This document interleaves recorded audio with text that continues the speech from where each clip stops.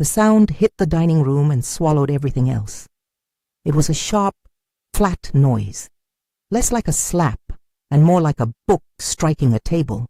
Then a hot, burning sting raced along my cheek, and I knew, with a clarity that felt like lightning, that every eye at that table had turned to me. 12 faces, some frozen in surprise, some already forming the memories they would tell themselves for years. Maxwell standing with his hand still extended, his jaw tight as if he'd surprised himself. My plate pushed back a little too far, the cranberry sauce trembling where it had been. People who had spent the afternoon nodding and laughing now looked as if someone had announced a small, private scandal in the middle of their meal. The chandelier lights over the table looked suddenly mean, like lamps in a courtroom. For a second I couldn't breathe. My throat closed around a thin, hot panic. No sound, no air. My cheek felt like the place where a match had just been struck and gone out. I took a step back to steady myself and saw my daughter Emma sitting there, her small hands pressed flat to the table, her eyes wide and perfectly still. Everything in me wanted to shrink, to make it small, to tuck it away for later when there was a time for explaining and tending and hiding. But the thing about humiliation is that it multiplies when it's private. It is salted and served when people are watching. This was not private. He had done it in front of his family. That is what the moment was, simple and terrible. The precise moment my husband humiliated me in front of his family. All the rest of the years and patterns and petty cruelties folded themselves into that one sound and that one posture. He froze in afterward, as if waiting to see whether I would crumble in front of them. I didn't want to give him the satisfaction. I didn't want to give them an easy story. So I tilted my chin up and let my face go still and careful, like someone stepping through a room of glass. If this is resonating with you, if you've ever felt small with others looking on, tell me where you're watching from in the comments. It helps to know we're not alone. Thanksgiving had always been performative in Maxwell's family. It had started that way the first year we were married. Shiny folding tables, recipes handed down with a touch of pride. His mother Jasmine orchestrating from the kitchen like she was directing a small, genteel army. Maxwell loved that spotlight. He loved being the husband everyone could talk about. Polished jacket, the witty aside, the arm resting possessively on the back of my chair. People liked the version of him he let them see. Behind closed doors, over the next 3 years, the show unraveled in ways no one there could have guessed from the table. It began as small knots of control that felt like concern at first. Are you sure that nursing program is the right pace? Maybe this isn't the best time for school. He would say it with a look that seemed practical, helpful. Then the knots tightened. Emails from admissions went unread because he'd taken care of them. Appointments moved or canceled because something else came up. Money that should have gone toward textbooks or application fees would disappear into household expenses or into a sudden urgent bill he insisted only he could handle. The sabotage wasn't only external. He started to rewrite my sense of myself. If I objected to something he'd done, he'd say, with a tone of mock concern, "You always overreact." Or he would raise his eyebrows in front of his family and say, "She can be dramatic." And they'd laugh, the kind of laugh that draws a line in the air. This is the version of her that exists in public. I learned to smooth my face after those laughs. If I wanted to keep peace, to keep the life we had built with the mortgage and the respectable name of being married to Maxwell, I found myself swallowing the real edges of my life. There were nights I sat up in the dark and counted the bruises, literal and metaphorical. He had a way of speaking that bruised my confidence. He had a way with hands that didn't always leave a mark, but left a deeper ache. The first time he hit me, it was a moment he later called a miscalculated gesture, as if the word could excise the truth. After that, the gestures came around in loops. He learned my limits and nudged them. He learned how to isolate me without it seeming like isolation. he learned how to make me beg forgiveness for things I hadn't known I'd done wrong. When the bruises were visible, I covered them. Makeup became armor. Smiles became a contract. Keep this smile on, and the world stays as it should. And around it went. His charm when guests came over, his coldness in the hallway, his jokes that had a cutting edge. His family, by degrees, or sometimes by willful blindness, made it easier for him to continue. Jasmine, in particular, had a way of making my faults seem like personality quirks. She's spicy, she'd say, with a dismissive affection that read to me like consent. Kevin, Maxwell's brother, would avoid eye contact and change the subject. Melissa pretended not to notice. Florence, ever the mediator, would give a sympathetic tilt of her head and then move the conversation back to neutral ground. It was as if they'd all agreed to preserve the facade at the table rather than confront the truth underneath. I want to be clear about something I learned painfully. People who enable don't always do it out of malice. Sometimes they do it because it's easier to maintain the happy memory of a person than to accept that they can be two-faced. Sometimes they do it because acknowledging the abuse would force them to confess that they'd been complicit in their silence. They told themselves stories about him. That evening at the table, some of them had already told themselves the story. That Maxwell had been provoked, that I had been dramatic, that a slap at home was a private argument blown up by an overactive imagination. The version of us they chose to remember had room for grace and shame in the same sentence. And one of those words would always be for me. I could have left earlier. Believe me, I thought about it 1,000 times. Leaving isn't a single moment. It's a decision made 100 ways. And each time I tried to decide, something small pulled me back. There were practical things, of course. Our lease, Emma's routine, my fear of being alone in the world somewhere I didn't know how to be. There were emotional things, too. The dread of breaking a family, the hope that maybe he would change, the shame that some part of me still wanted to protect the person who'd hurt me because somewhere he had once been tender. The grinding thing about abuse is how it mixes tenderness with terror until the map of your life makes no sense. Emma watched a lot of this. I say that not as a performance, but as an act of truth. Children see more than we credit them for when adults are busy pretending. She was 9, old enough to notice patterns, young enough to still believe in heroes. For a long time I tried to keep a protective bubble around her, to ensure that at least one corner of her childhood was gentle and uncomplicated. But children do not live in bubbles. They are present. They are sponges. Emma took in the small tensions, her father's barbed jokes that landed close to home, my tight jaw at night, the time I sniffed and said I was fine when I wasn't. She learned the rhythm of our household like the tempo of a song. She also developed in her own fierce little way an unshakable loyalty. If I had one memory that sustained me in those years, it was Emma's tiny acts of care. Her hand in mine when we crossed a busy street, the way she'd straighten my cardigan if she thought I looked cold, the way she'd look at me with a seriousness that made me feel seen. She didn't deserve to bear witness to the worst of it. No child does, but she did. And being a mother is a complicated thing, full of choices you make in the fog, because the alternative seems worse. Emma had, for weeks before that Thanksgiving, taken to showing me little things on her tablet and calling it a family project.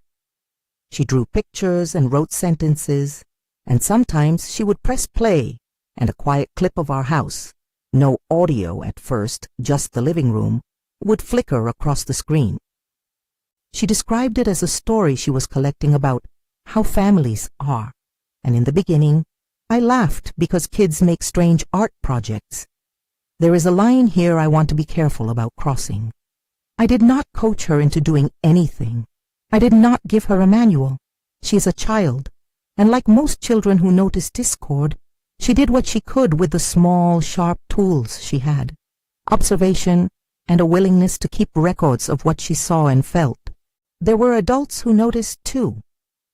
Mrs. Andre, Emma's third-grade teacher, had pulled me aside one afternoon after school with a soft professional concern.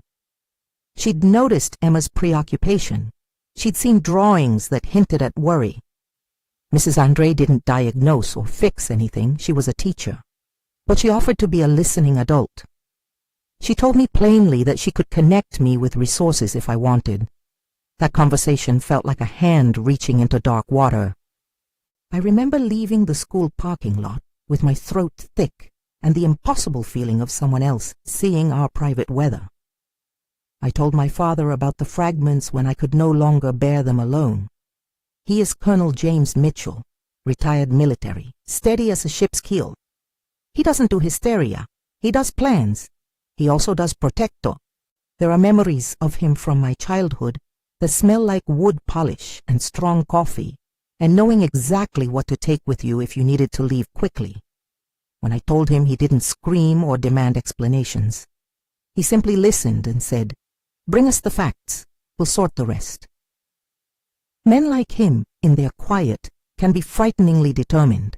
I should be honest about how complex and shame-ridden it felt to accept help. Admitting that my marriage had become dangerous meant admitting that I'd been wrong about everything I thought my life was.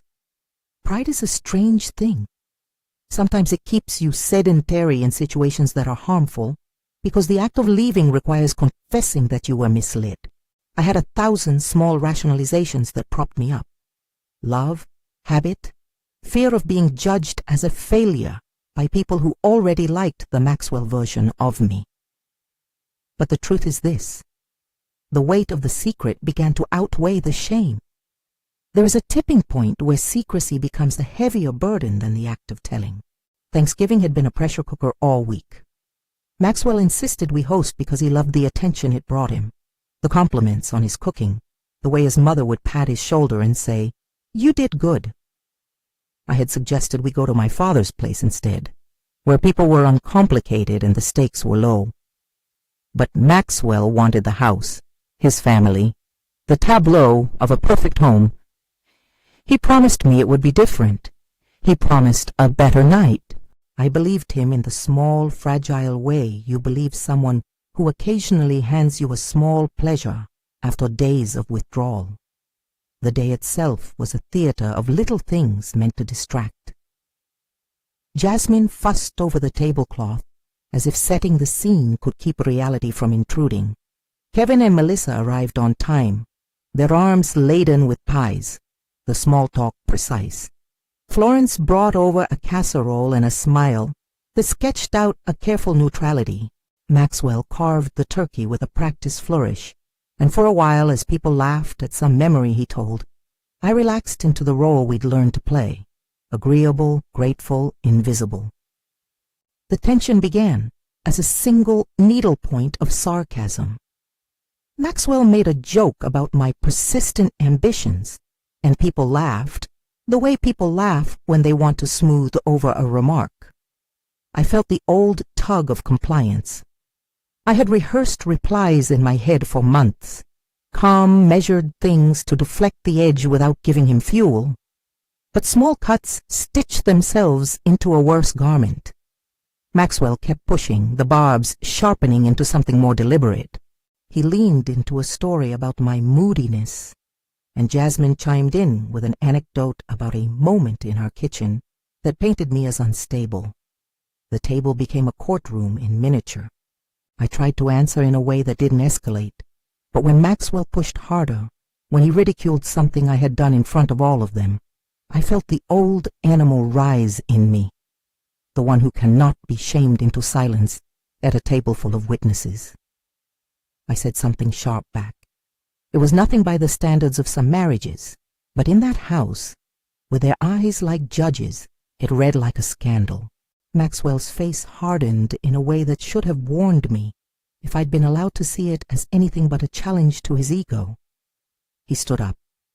For a moment I thought he was going for the wine or trying to end the conversation with a joke. Instead, he reached across the table.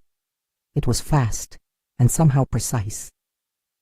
My first thought after the sound, after the burning, was that I was amazed at how thoroughly theatrical he had become. He had the terrible timing of someone who couldn't stand his image being cracked in public. He had chosen spectacle. He had chosen me as the prop. There is an element of cruelty in choosing humiliation because you know the audience will watch. Time condensed into a single terrible strip. The world softened at the edges.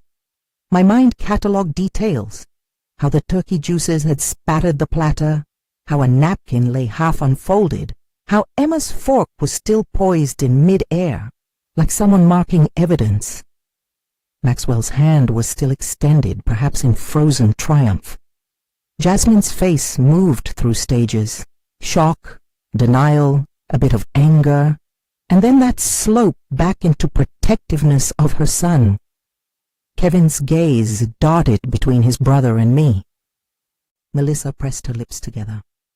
Florence looked away as if by not seeing it she might unmake it. Humiliation has a particular quality. It is both intimate and public. It sits squarely on your skin and insists everyone take a look. I felt stupid, like the audience could see all the ways I'd failed to be the right wife. I also felt furious. There was a hot, sharp anger that rose up from somewhere older than me. For a moment I considered standing up and calling attention to what he had done, to naming the thing in the room. For a moment I considered doing something loud and irreversible. I thought of Emma and the way she watched everything. I thought of my father and the quiet steadiness of his voice. I thought of Mrs. Andre's practical offer to help. I thought of the long list of small deprivations that had built into this moment. I thought of the cost of speaking. Emma did something very small that broke the pattern of stunned silence. She set her fork down with purpose and reached into her lap. For the first time that night she moved like someone with a plan. She did not scream. She did not burst into tears.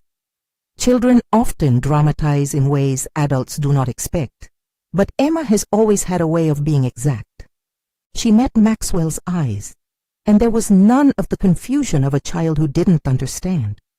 She had the tiny gravity of someone who had decided to act. "Mom," she said, in that clear, startling voice children have when they remove sugar from a room. "I sent them to Grandpa." The dining room, full of murmur and clinking silver, held its breath. The tiny phrase landed like a stone, dropped into a still pond, and the ripples spread out across the faces at that table. Maxwell stared at her like she had suddenly become unreadable. Jasmine's mouth opened and closed, as if she were trying to find a joke that would make this go away. Kevin blinked hard. Melissa's hand found her husband's sleeve. Florence frowned as if calculating what was socially permissible now. The tablet on Emma's lap glowed faintly, an ordinary black rectangle that suddenly looked like the most important object in the room. I felt my heart step into a different rhythm. That one sentence, "I sent them to Grandpa," contained within it a universe of implications I wasn't yet ready to unpack. It suggested a line had been crossed, or perhaps finally drawn. It suggested action had begun in the adult world beyond our table. It suggested that my little girl, who had been the thing I tried most fiercely to protect, had taken some small, decisive step to make the private visible to an authority I trusted. Maxwell moved as if to stand again, to take control of the narrative, to say that none of this was true, to make a case for the story he'd paraded his whole life. But for a moment there was no script. The family tableau, polished so carefully over the years, creased at the edges. Voices that had been quick to laugh now teetered into silence, waiting to see which direction the story would bend. I sat there with my cheek hot and my jaw clenched. The shame wanted to crawl up and swallow me. The anger wanted in a quieter way to be witness. Emma's words hung in the air, simple and defiant. The room had been divided into before and after with the sound of that slap. In front of his family, everything had shifted. The humiliation splintered into something that might at any moment be recognized for what it was, or be buried under new denials.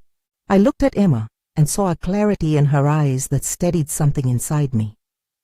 She had done what she had to, in the way a child does what they can when the adults have been too tired or too frightened to move. There would be consequences, of course, hard, complicated ones. There would be questions about what had been recorded, how it had been stored, who had seen it. There would be the inevitable wave of family loyalty colliding with the facts she was about to bring into the light. I felt suddenly both terrified and relieved. Terrified because the end of secrecy often brings a storm. Relieved because the weight I'd been carrying alone was, for the first time, shared. Maxwell's face was a mask of wounded pride. He opened his mouth to speak, and the sound he made wasn't a confession, but a recalibration. He tried to frame it as a misunderstanding. He tried to make me the one who had overstepped. "Don't make this into something it isn't," he hissed under his breath, as if we were back in the kitchen and only the two of us mattered. But the dam had already been nicked. Emma's small, decisive move had tugged at threads that could no longer be neatly tied. That night, at the Thanksgiving table, a moment happened that would be retold in the family for years. Some would tell it with shame, some with righteous anger, some with scholarly detachment. For me, it was a pivot. The slap was an old wound made visible in a room full of witnesses.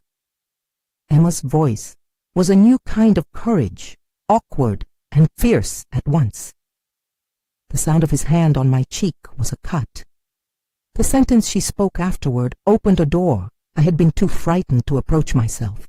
I remember thinking, in the suspended seconds after her words, how strange it was that a child's simple, almost casual sentence could make the air change. The room felt thinner, like a curtain pulled back. For the first time since the small daily cruelties began, there seemed to be an actual path in front of me, rough, uncertain, frightening, but there nonetheless. Maxwell's family began to shift in their seats as if preparing to choose sides. I sat still because I needed to be present in the moment, needed to see how this would unfold before I made another move. I thought of my father's quiet promise to sort things out, of Mrs. Andre's small professional kindness, of Emma's steady hands with the tablet. The sound of the turkey being carved became background noise to a different kind of operation. The gathering of facts, the heavy machinery of accountability moving from the wings toward the stage. And then someone at the end of the table inhaled sharply, as if the air itself had been asked to take a side. The chandelier threw light like a spotlight, and in that white glare, I saw the truth of what had happened. Maxwell had humiliated me in front of his family, and a 9-year-old had just decided, in her own precise way, that she would not let the record be rewritten. Someone made a sound, an intake, abrupt and decisive, from the far end of the room, and then the air moved. My father's stride across the yard was something I'd heard in my head 1,000 times. Up close, it was even more certain. He arrived like a man who had mapped an exit route for 100 scenarios. Steady, unhurried, sleeves rolled, face settled into the look he wore when he was solving something. He took in the table in 3 seconds. My flushed cheek, Maxwell's rigid posture, Emma's small, unwavering face, and did not ask for a retelling. He simply sat, reached for Emma's tablet, and looked at it with the slow, practical focus of someone checking a map. "What exactly did you send?" he asked Emma quietly. She answered plainly and without melodrama. She told him enough. I felt the room shrink to the space between my father's eyes and mine. He nodded once, and then, as if it were the most natural thing in the world, he called a number and said, "Major Reynolds, it's Mitchell. I need you at 1724 Whitaker now. Bring Torres." There was a pause on the line that felt like a suction. Then he hung up and folded his hands on the table like a man who had just arranged his thoughts into action. No one at that table had ever seen my father do anything with such casual purpose. The faces around him shifted. Maxwell tried to smooth it with a joke that landed thin like a tossed napkin. Jasmine's smile thinned. The sound of forks resumed, but with the rhythm of people waiting for permission to breathe. The theater of the holiday had been interrupted by a force that was impossible to laugh off. Authority. I want to be clear. In that moment I was not thinking, now the cavalry comes. I was thinking about the shape of things, that we had moved a private violence into a public sphere that demanded accountability. I was thinking about Emma and the flood of relief that pressed behind my ribs, a relief that was not simple. One could not savor it without tasting the bitter. The humiliation had been witnessed. The record was out. Soon, Major Reynolds and Captain Torres were on my porch, in uniform, not as conquerors but as professionals. They moved with a deliberate economy. They introduced themselves softly, asked me what I wanted them to know, and took notes while I told them, as carefully as I could, what had already happened and what had happened before. Their faces were steady, and their questions were plain. They did not promise outcomes. They did not smile away the fear in my voice. They took my statement, asked if I'd like a medical exam, and spoke about temporary steps that could be taken to protect us that night. There is a surreal choreography in having adults file the pieces you hand them into a form that might be used someday in a courtroom. Dates, phrases, injuries described without flourish. I consented to go to the hospital for a check. I did not want to make my daughter or myself the center of more spectacle, but I also wanted documentation that existed outside our house. Emma sat beside me in the emergency room, small and steady, clinging to the margin between child and witness. A nurse took my vitals and treated me with a quiet competence that felt like a bridge. My father, who had listened more than he spoke, was decisive about safety. He did not grandstand. He made arrangements. He put Emma on a plane later that night to stay with him and my mother for a few days, his reasoning simple and unromantic. A child's head needs stillness. He insisted we not make any sudden moves without legal counsel. He called a lawyer he trusted and arranged a meeting for the next morning. That night, in the quiet of the hospital and later in the dim passenger seat of a car, the shock of the dinner table unspooled into lists and phone calls and the dry logistics of keeping 2 lives safe. What followed in the days after Thanksgiving felt both hurried and strangely methodical. There were interviews with detectives who did not glare but did not minimize. There were forms to fill and places to sign. Mrs. Andre came by to let me know she had supported Emma's account and had forwarded some of the teacher's observations to a school counselor who had filed a formal report. I needed adult hands on many fronts, medical, legal, educational, and those professionals stepped into roles I had previously only imagined in movies or nightmares. Their involvement did not erase the terror of the night. It simply provided structures I could lean on. I remember the family conversations, as if they were small rooms opening and closing. Some relatives retreated into denial, the way people retreat into old robes, comfortable, familiar. Some apologized cautiously, eyes lowered, not entirely sure what they had been complicit in. Jasmine, when finally confronted with what Emma had delivered to my father, moved through grief toward a grim accountability. She spoke to me later, in private, and said things that carried the weight of a woman who had chosen convenience over confrontation for many years. We were wrong, she said, and it felt like a door opening that had been welded shut. Maxwell's reaction was a study in performance collapsing. At first he tried to explain, to minimize, to cry confusion. Later he tried to charm and offer a series of gestures, flowers, texts, small contritions that smelled to me of rehearsed recovery. He arrived at my father's house wanting forgiveness. My father met him with an immovable face that had already made a calculation. "You humiliated your wife," my father said plainly. "You did it in front of family. You need to start by taking responsibility with the right people." I do not think Maxwell understood the kind of accountability that was coming. He had been accustomed to avoiding the kind that required not only apology but consequence. That first week felt like walking without knowing if the floor would hold.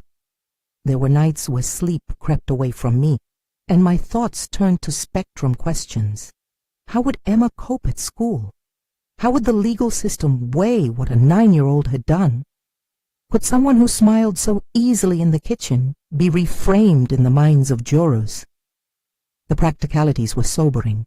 We had to limit contact, change locks, and arrange for court filings. My lawyer spoke to us in restrained sentences about temporary restraining orders and the standard process for domestic violence cases. He was careful to say what might happen and careful to say what might not. A temporary protective order was filed within a few days. It felt at once bureaucratic and protective, a thin sheet of legal paper that said, in no uncertain terms, stay away. Maxwell read the order, and for a time, the family dynamics changed. Where once he had enjoyed a certain ease at gatherings, sliding into chairs, leaning into conversations, he now found his position altered. Some relatives visited him at a distance, others stopped answering his calls. The household that had centered him pulled its perimeter in a way that left him exposed. There were hard moments of reality in the middle of those first legal proceedings. An arrest did not come quickly. Law enforcement explained to me that an arrest must be based on sufficient probable cause, and prosecutors must decide whether to move forward. Evidence matters, eyewitnesses matter, patterns matter. In our case, the recordings Emma had shared, the notes Mrs. Andre made, my medical check that documented my bruises, and my father's testimony formed a constellation of proof that prosecutors thought was strong enough to bring charges. Again, this was what happened to us. Outcomes in other cases can differ widely. Maxwell's demeanor shifted from anger to incredulity to victimhood, as abusers sometimes do when faced with accountability. He claimed stress, a fluke. He accused me of being dramatic. At times he tried to appeal to relatives to craft a narrative where he had been provoked, but the wall of documentation and witnesses made it harder for him to find an easy story. His mother sat with her face turned toward the family history they'd all helped write, and eventually she made one of those choices that leave scars. She chose her son, but also, for reasons I think she feared and then acknowledged, she could not, in the face of evidence, keep absolving him. The case moved through the system with the slow inevitability of bureaucracy. We sat in conference rooms with the district attorney and heard the plain talk of charges and pleas. I will not romanticize the legal work that follows such a decision. There were depositions where I repeated trauma in measured sentences, and there were days I left feeling drained, like a candle having burned halfway down. Emma, at 12, was not involved in court in the way adults were. She needed steadiness, not the weight of a courtroom. My father's presence and counsel, and the protective measures in place, meant she could stay in school and keep as much normal as possible. Eventually, the case reached a point where Maxwell was indicted and later convicted. The conviction was not a vindictive act. It was the system acknowledging, in this instance, that there was enough evidence to find him guilty of the charges brought. The sentence was not a cure, it was a consequence. He was sentenced and later served time. I remember leaving the courthouse and feeling an odd mix of vindication and hollowness. Truth had been told. He had been held to account.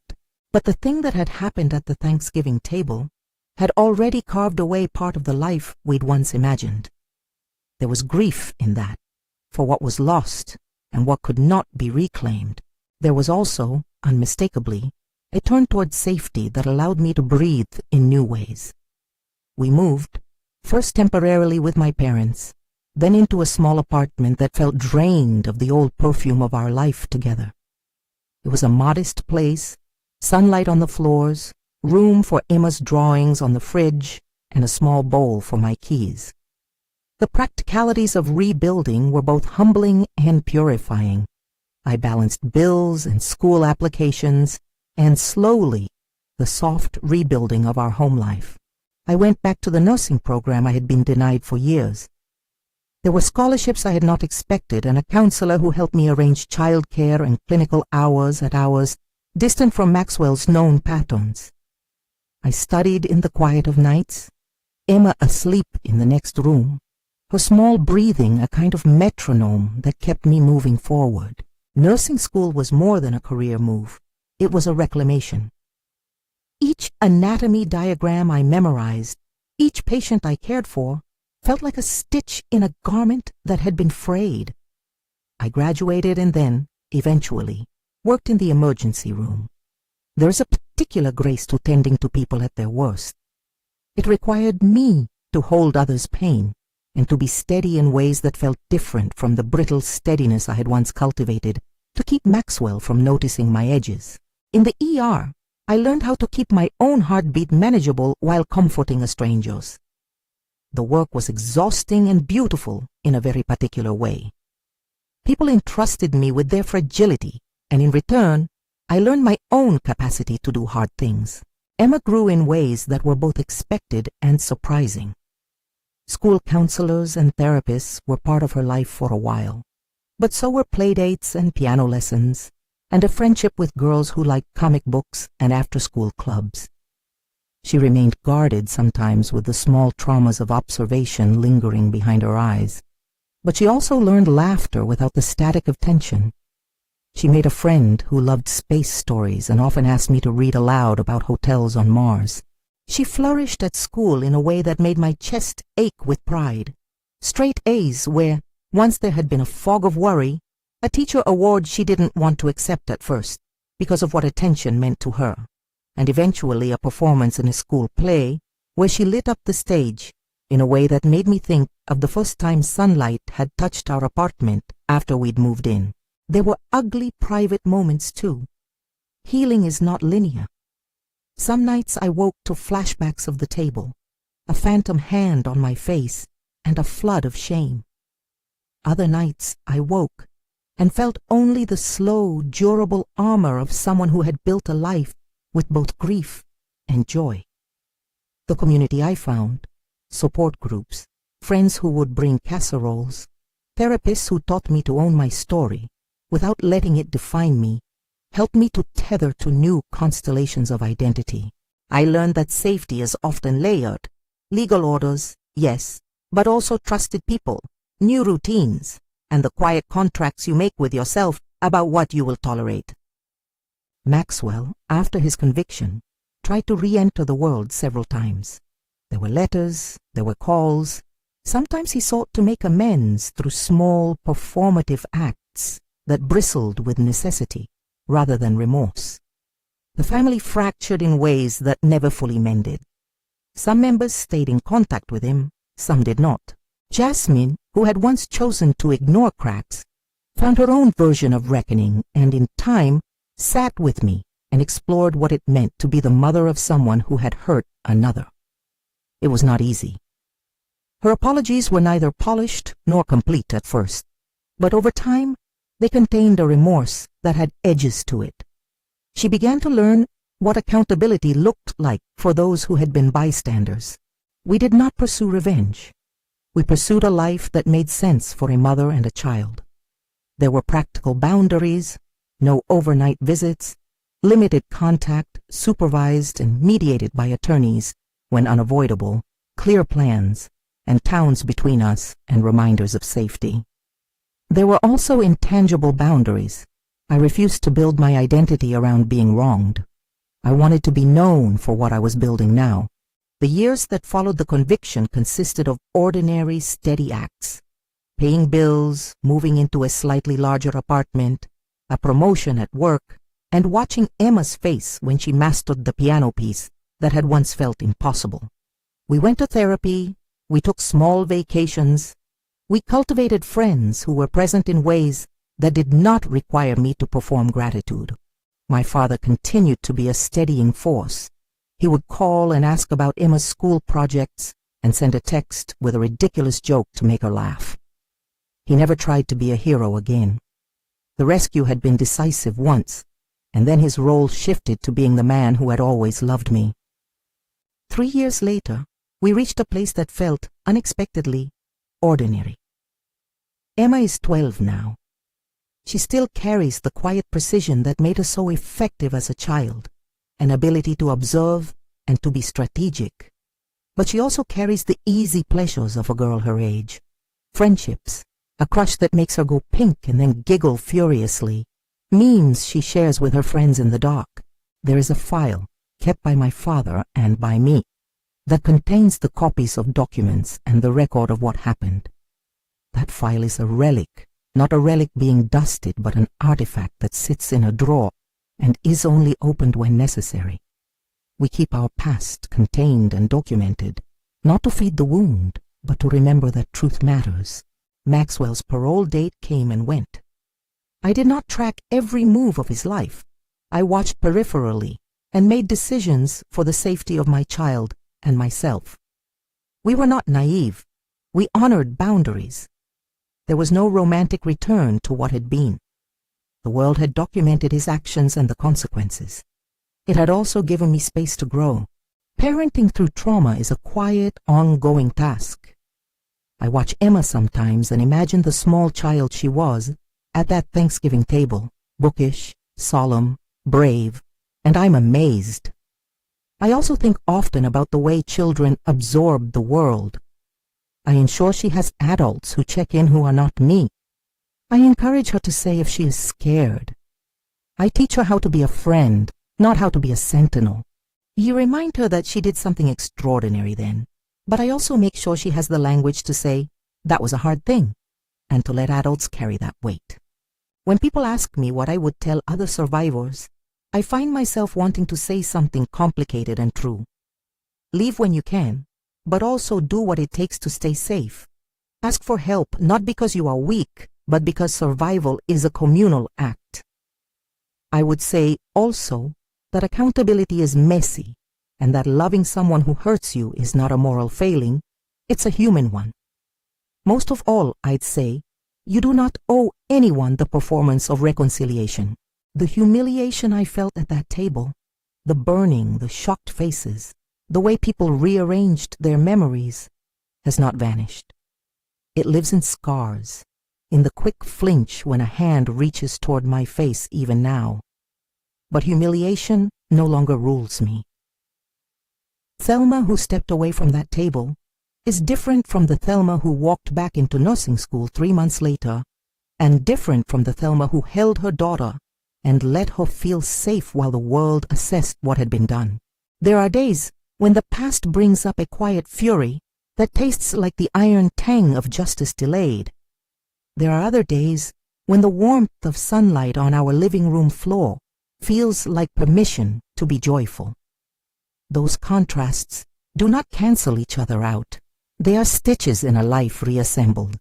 I keep thinking about the title of that night, the precise phrase that still sounds like thunder when I say it aloud, the shocking moment my husband humiliated me in front of his family.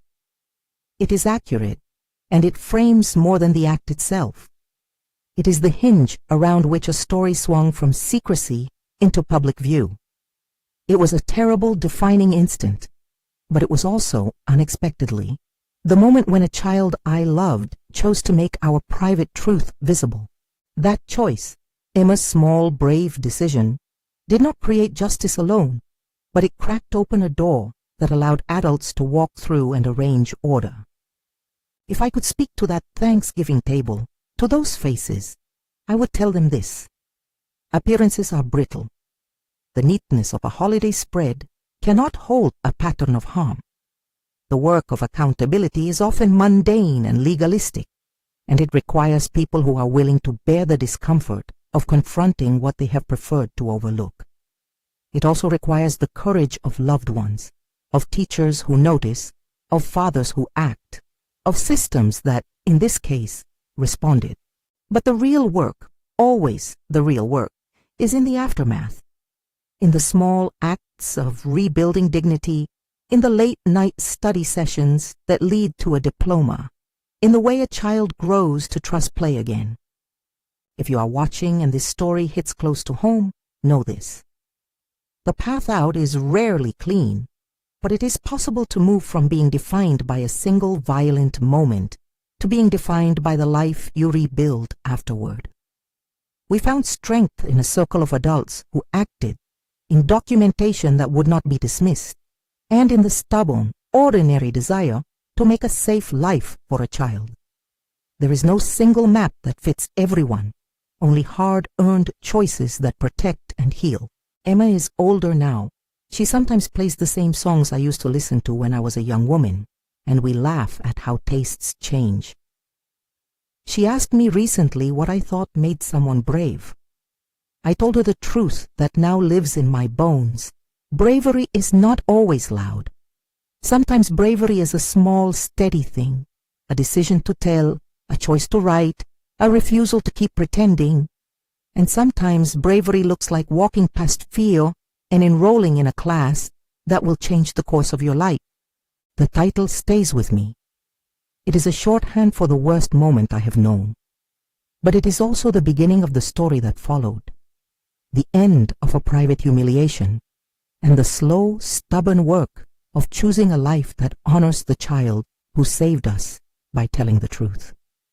For every person who listens to this and feels that old shame unspool in their chest, I want to say, you are not alone. There are people who will stand with you, systems that may help, and a possibility of a life that is whole in other ways. If this story resonated with you, please consider subscribing for more survival stories and sharing this with someone who might need to hear it, so they know they're not alone.